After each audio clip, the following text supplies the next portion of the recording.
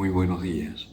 En este lunes 15 de julio del 2024 recordamos a San Buenaventura, obispo y doctor de la Iglesia, y reflexionamos del Evangelio de San Mateo, capítulo 10, versículos 34 al capítulo 11, versículo 1. En aquel tiempo Jesús dijo a sus apóstoles: no penséis que he venido a traer paz a la tierra. No he venido a traer paz, sino espada. Sí, he venido a enfrentar al hombre con su padre, a la hija con su madre, a la nuera con su suegra, y enemigos de cada cual serán los que conviven con él. El que ama a su padre o a su madre más que a mí, no es digno de mí.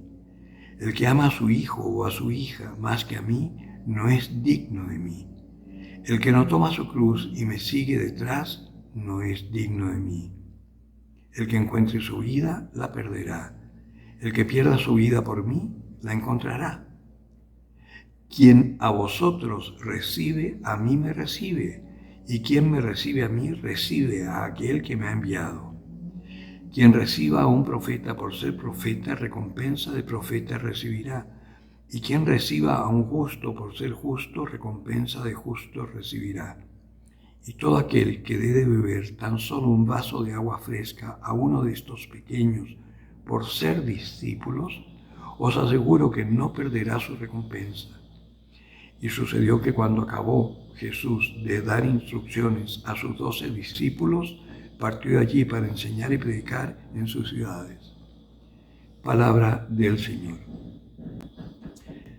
Este evangelio genera mucha controversia, no solo entre los paganos, los que no son cristianos, que se escandalizan cuando se habla de odiar. Acá el Señor no está hablando de odiar, está hablando de amar. Pero claro, hay otra palabra que dice que no odia a su padre y a su madre no es digno de mí.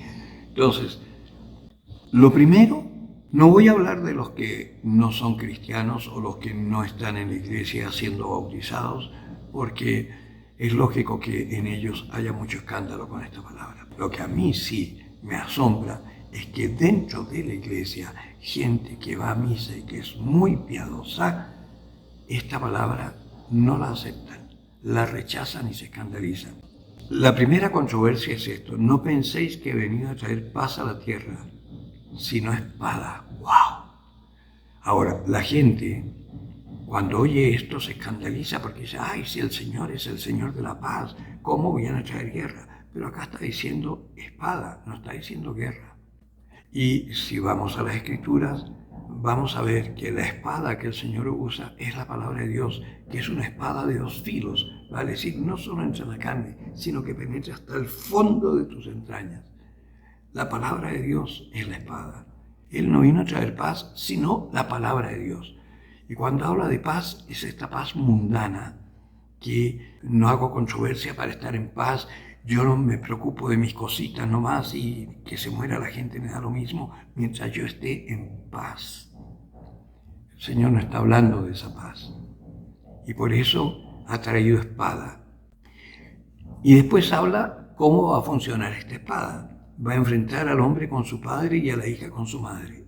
¿En qué sentido? No que tú vayas a ponerte en contra de tu papá porque sí, porque tenemos que ser obedientes, tenemos que honrar padre y madre, dice la Escritura, tenemos que someternos.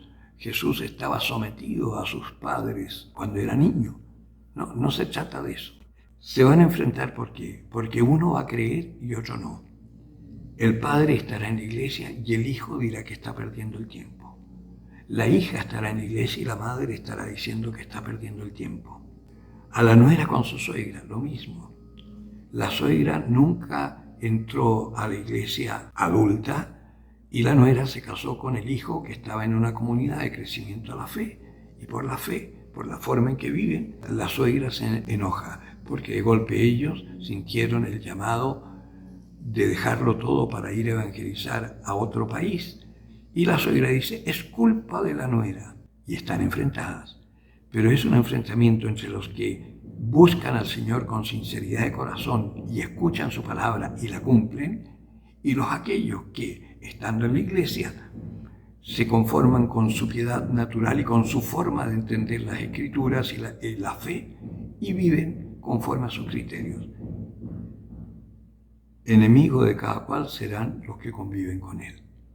Porque es verdad, los que no entienden esto, a mí me pasó. Cuando yo entré a la iglesia en un momento, yo sentí el Señor de deshacerme de mis bienes. Mi hermana mayor se enteró y ella tenía llave de mi departamento. Y un día yo llegué a mi casa y me encuentro que la casa está pelada. Ella había ido con un camión de mudanza a sacar todo lo de valor porque yo estaba loco. Pero resulta que el más feliz de todos los hermanos soy yo, aunque me tuve que enfrentar a ellos mucho tiempo hasta que se dieron cuenta que había un llamado de Dios para mí. El que ama a su padre o a su madre más que a mí no es digno de mí. ¿En qué sentido? No es que tú tengas que despreciar a tus padres, pero si tú estás sintiendo el llamado del Señor y tus padres están solos, tú no eres el salvador de tus padres. Tú sigue al Señor, que ya se las arreglará el Señor para atender a tus padres en todo lo que necesiten. Pero tú ven y sígueme. Hace unos días escuchábamos una palabra que le decía uno: Señor, te seguiré, pero déjame ir a enterrar a mi padre. Dice: deja que los muertos entierren a sus muertos. Vale decir, tú sígueme y el Señor se encargará de lo que sea necesario. O el que ama a su hijo o a su hija más que a mí no es digno de mí. Ahí hay otra palabra que también es muy cierta, que no siempre se trata de abandonar a los hijos, porque no se pueden abandonar a los hijos, salvo que los hijos sean autovalentes.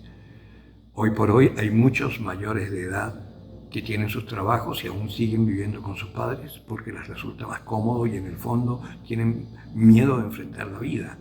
Pues a esos, si tú no les hablas con la verdad, los estás amando mal. De eso se trata. El que ama a su hijo o a su hija más que a mí no es digno de mí. Si tú alcahueteas la vida de tus hijos y no les hablas con la verdad, no eres digno del Señor. Y una cosa, lo primero que un padre y una madre debieran hacer con sus hijos mayores de edad que ya están trabajando, es que se vayan a vivir solos y se enfrenten a la vida. Y no, ay, pobrecitos, que los tiempos son tan difíciles. Piensa cuando tú te casaste, los tiempos eran mucho más difíciles. Y muchos, sobre todo mayores de 50 años, se casaron sin tener ni siquiera una vivienda. Ahora tienen que tener el auto, el departamento, el refrigerador, el televisor, por supuesto, antes de casarse. No. Si tú no le hablas con la verdad a tus hijos, no eres digno del Señor. Por eso dice, el que encuentre su vida la perderá. ¿En qué sentido? Muchos están trabajando por tener un estatus según el mundo, pero al final, ¿qué es lo que tendrán? Vacío, frustración. El que no toma su cruz y lo sigue, no puede ser digno del Señor. Y tomar la cruz es reconocer nuestras debilidades, nuestras pocas capacidades, nuestra precariedad. Pero para reconocerla necesitamos ser instruidos por el Espíritu Santo. Y para ser instruidos por el Espíritu Santo es la iglesia la que lo tiene que hacer. Y ahí vuelvo a insistir, yo voy a ser majadero, ustedes se van a cansar de oírme, pero la mejor educación que la iglesia te puede dar hoy es el neocatecumenado. Es una pastoral larga, pero cuando terminas esa pastoral, tú ya tienes una clara conciencia de la acción del Espíritu Santo en tu vida y sabes cómo comunicarte con Él y sobre todo has aprendido a escuchar a Dios que te guía por el camino de la verdad. Y ahí sí, aunque sacrifiques todos tus sueños, vas a encontrar tus sueños en el Señor. De eso soy testigo. El que tenga oídos para oír, que oiga.